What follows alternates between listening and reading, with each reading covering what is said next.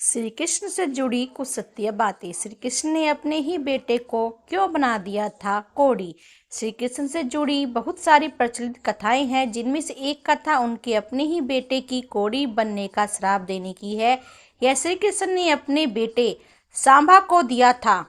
सांबा उनके बेटे थे, उनको श्राप दिया था कोढ़ी होने का। सांबा श्री कृष्ण और निषाद राज जामवंत की बेटी जामवंती का पुत्र था, जिसे कोढ़ी होने का श्राप देने की कथा है। पाकिस्तान के आदित्य मंदिर और चंद्रभंगा नदी से जुड़ी हुई है ये कहानी।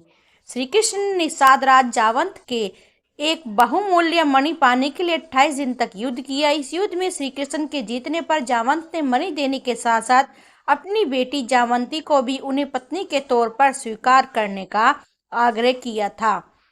उनकी बेटी जामवंती श्री कृष्ण की 8वीं पटरानियों में से एक बनी थी, जिनसे पैदा हुआ था बेटा सांबा। इतना सुंदर था, उसे कामदेव का अवतार माना जाता था। श्री कृष्ण की बहुत सारी छोटी रानियां थी। अपने इस सौतेले बेटे के प्रति वे बहुत ज्यादा आकर्षित रहा करती थी। उनकी जो छोटी पत्नियां थी, प्रचलित कथा के मुताबिक एक दिन श्री कृष्ण की एक छोटी रानी ने मजाक में सांबा की पत्नी का रूप धरकर उसे आलिंगन कर लिया। ऐसे करते हुए श्री कृष्ण ने देख लिया और सांबा से नाराज होकर उन्हें कोढ़ी होने का श्राप दे दिया था।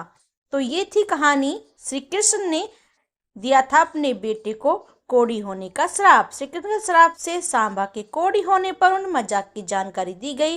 तब उन्होंने सांबा को महर्षि कटक के पास जाने को कहा। महर्षि कटक ने सांबा को सूर्य देव की उपासना करने को कहा था। महर्षि कटक के बात मानकर सांबा ने चंद्रभांगा नदी के किनारे मित्रवन में सूर्य देव का मंदिर बनवाकर 12 साल तक घोर तपस्या की थी।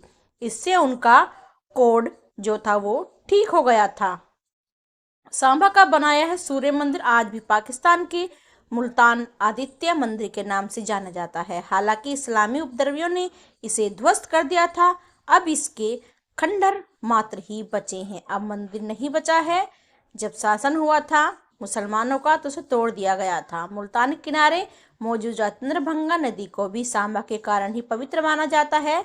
सांबा को कोढ़ ठीक होने के बाद ही मान्यता मिली है कि इस नदी में स्नान करने से कोढ़ ठीक हो जाता है। जैसे सांबा का कोढ़ ठीक हो गया था, इसी प्रकार ही माना जाता है इस नदी में स्नान करने से।